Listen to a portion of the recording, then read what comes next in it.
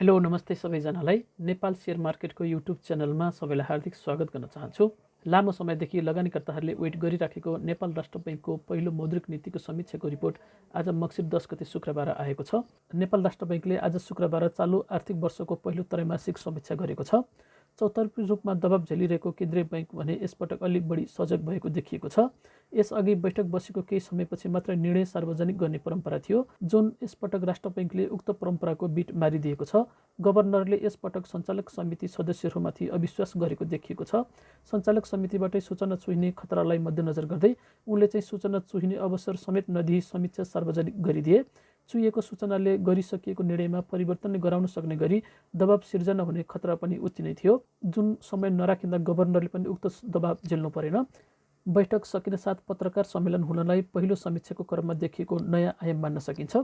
लगभग 4 महिना अघि नेपाल राष्ट्र बैंकले जारी गरेको मौद्रिक नीतिको कारण सेयर मार्केट लगभग 600 अङ्कले घटेको थियो। नेप्से 3200बाट घटेर 2600मा आउँदा धेरै लगानीकर्ताहरूले करोडौँको नोक्सानी बिहोर्नु परेको थियो। त्यसैमाथि सिसिडी रेसियोको खारिजीसँगै प्रयोगमा ल्याइएको सिडी रेसियोले त बजारमा तरलताको अभाव भएर सेयर कारोबार नै 20 अर्बबाट घटेर 4 अर्बमा पुगेको थियो। त्यही नीतिको नेपाल राष्ट्र बैंकले गरेको समीक्षाको रिपोर्ट आज आएको हो। सो यो मौद्रिक नीतिको पहिलो त्रैमासिक समीक्षा सेयर मार्केटमा लगानी गर्ने लगानीकर्ताहरूको लागि निकै नै खास हुनेछ। आज हामी त्यसै विषयमा केन्द्रित रहेर मौद्रिक नीतिको पूर्ण पाठसहित मौद्रिक नीतिमा के कस्ता कुराहरू संशोधन भए र त्यस्तै गरी पहिलो त्रैमासिक समीक्षापछि सेयर बजारले अब कुन बाटो तयार गर्दछ र आगामी दिनमा हामीले के कस्तो रणनीति अपनाउनु पर्दछ त्यसको बारेमा पनि चर्चा गर्नेछौँ। र यसका साथै मौद्रिक नीतिको समीक्षाको बारेमा नेपाल सेयर मार्केटका विश्लेषक अम्बिका प्रसाद पौडेल, नेपाल इन्भेस्टमेन्ट फोरमको अध्यक्ष छोटेला रौनिया लगायत अग्रज इन्भेस्टरहरूले कस्तो प्रतिक्रिया दिएका छन् त्यसको बारेमा पनि छलफल गर्नेछौँ। र आगामी दिनमा अब सेयर बजार बढ्ला या घट्ला त्यसको बारेमा पनि पुरा चर्चा परिचर्चा गर्नेछौँ। भिडियो अन्तसम्म ध्यान दिएर हेर्नुहोला। भिडियो सुरु गर्नुभन्दा अगाडि यदि हजुरहरूले अहिलेसम्म हाम्रो च्यानललाई सब्स्क्राइब गर्नुभएको छैन भने सब्स्क्राइब गर्नुहोला।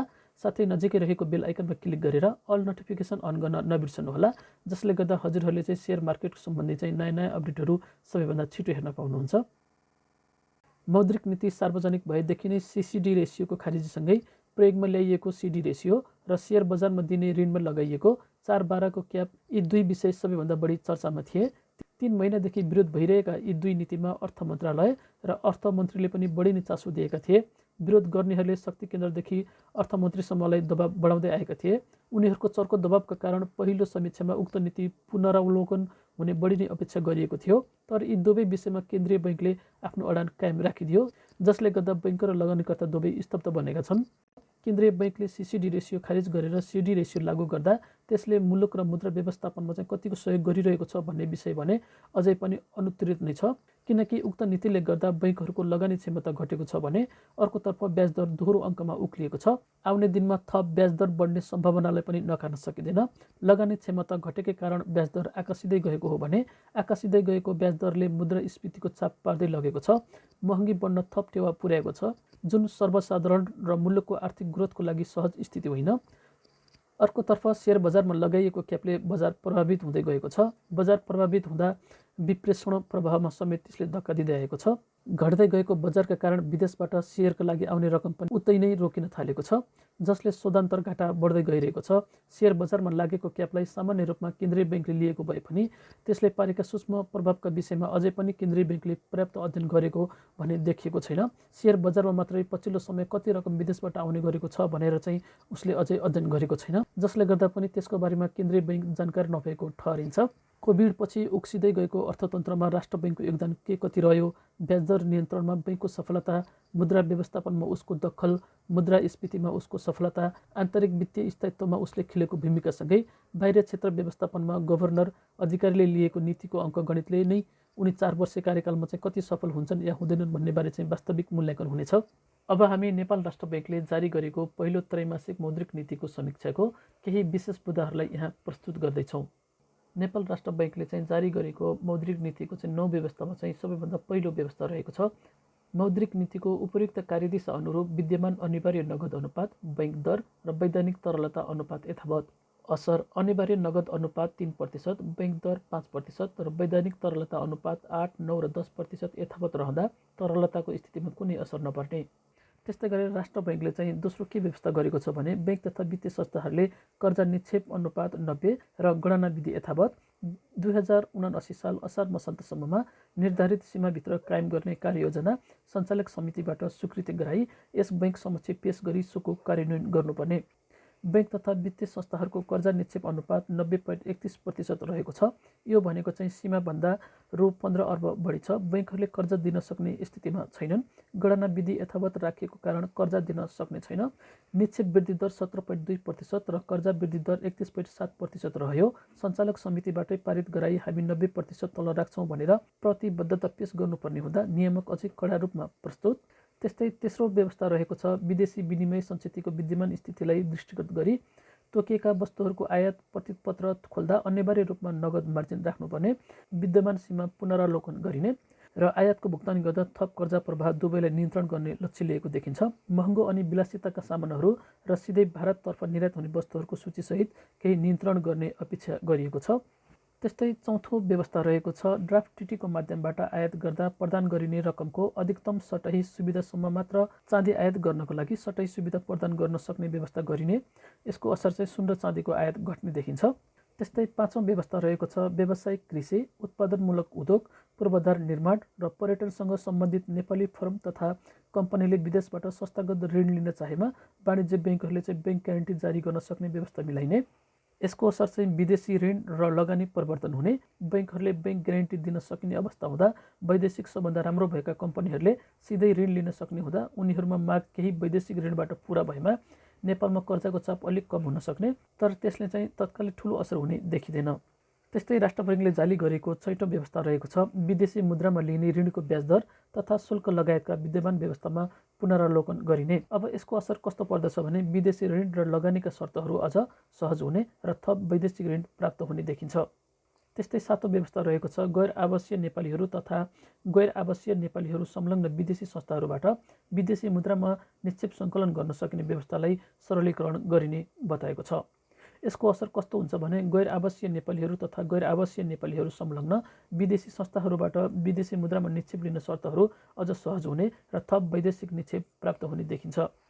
त्यस्तै आठौँ व्यवस्था रहेको छ विदेशी मुद्राको नन डेलिभरेबल फरवर्ड कारोबारमा रहेको विद्यमान सीमा पुनरावलोकन। यसको असर चाहिँ कस्तो हुन्छ भने विदेशी मुद्राको नन डेलिभरेबल फरवर्ड कारोबारमा रहेको विद्यमान सीमा प्राथमिक पुँजीको 30%मा पुनरावलोकन र यसले तरलतामा चाहिँ खासै असर हुने छैन। नन डेलिभरेबल फरवर्ड कारोबारको रकममा भने तलमाथि हुने देखिन्छ।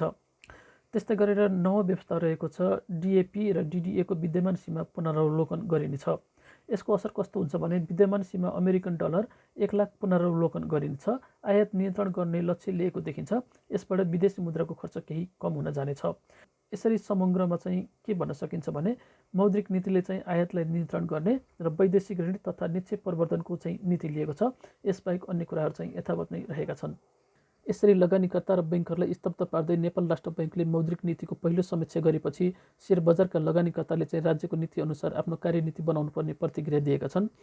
समीक्षा आए लगत्तै सामाजिक सञ्जाल मार्फत प्रतिक्रिया दिएका अम्बिका प्रसाद पौडेलले राज्यले लिएका नीतिलाई परिवर्तन गराउनु भन्दा पनि त्यही नीति अन्तर्गत नै आफ्नो नीति बनाउँदा चाहिँ फाइदा हुने निष्कर्ष निकालेका छन्। उनले नीति परिवर्तन गर्न दबाब दिनुभन्दा लगानीकर्ताले चाहिँ आएका नीति अनुरूप नै लगानी गर्ने हो भने सफलता प्राप्त गर्न सकिन्छ भन्दै अन्य साधारण लगानीकर्तालाई ढाडस दिएका हुन्।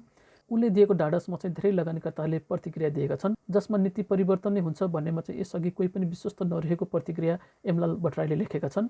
समीक्षाकै कारण बजार घटाउन मसला मिलेको भन्दै त्यसबाट नआत्तिन चाहिँ उनले ससाना लगानीकर्ताहरूलाई सुझाएका छन्।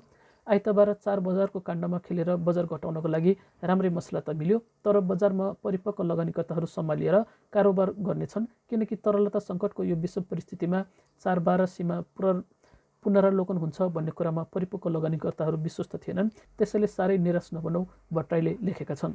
समीक्षामा सबै किसिमका प्रतिक्रिया देखिए पनि लगानीकर्ता भने सन्तुष्टि देखिएका छैनन्। नेपाल इन्भेस्टमेन्ट फोरमका पूर्व अध्यक्ष छोटेलाल रौनियाले केन्द्रीय बैङ्क रिजिट भएको प्रतिक्रिया दिएका छन्। मलाई चाहिँ राष्ट्र बैङ्क अलि बढी रिजिट भएको जस्तो लाग्यो। नीति बनाउँदै गर्दा अरूको कुरा पनि सुन्नुपर्ने हुन्छ, तर समीक्षामा अरू कसैको कुरा नसुनी म स्वायत्त निकाय हुँ, मैले लागू गरेका नीतिमा टसपस गर्दिनँ भन्ने नै देखियो। उनका अनुसार नीतिलाई यसअघिकै बजारले पचाइसकेको र समीक्षाले कुनै असर पार्दैन, किनकि धेरैजसो मानिसले चाहिँ ऋणलाई सेटल गरिसकेको र त्यसको प्रभाव कम नै हुनेछ। बजारले नयाँ दिशा पहिचान गर्न सुरु गर्नेछ, किनकि लामो समयदेखि समीक्षकलाई कुरेर बसेको बजारमा अब त्यो फन्डा सकिएको छ, जसले गर्दा पनि बजारले नयाँ दिशा लिने उनको भनाइ हो। र उनीहरूले सर्वसाधारण लगानीकर्तालाई बजार घट्दैन भनेर आश्वस्त पार्न खोजे पनि धेरैजसो लगानीकर्ता चाहिँ आइतबारको बजार के कस्तो रहने हो भनेर चाहिँ बढी चिन्तित देखिएका छन्। अर्का लगानीकर्ता सीताराम महत भने बजार 2500मा झर्ने प्रक्षेपणमा उत्रिएका छन्। उनले सामाजिक सञ्जालमा अब मार्केट 2500मा आउने पक्का जस्तै भयो भनेर लेखेका छन्।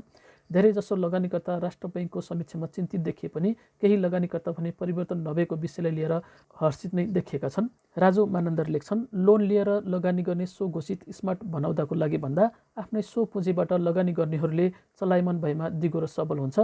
नेपाल राष्ट्र बैङ्कले शुक्रबार बिहान मौद्रिक नीतिको समीक्षा गरेको छ। उसले लामो समयदेखि उठ्दै आएको 4/12 र सिडी रेसियोको विषयमा कुनै लचकता अपनाएन।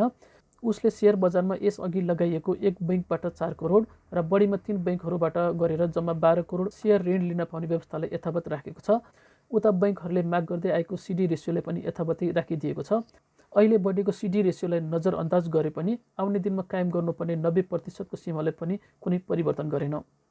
यसरी नेपाल राष्ट्र बैङ्कले मौद्रिक नीतिको पहिलो त्रैमासिक समीक्षामा चाहिँ सेयर बजारमा दिने ऋणमा लगाएको 4/12 को क्याप र सिडी रेसियोको खारेजीसँगै प्रयोगमा ल्याएको सिडी रेसियोमा चाहिँ कुनै परिवर्तन गरेको छैन।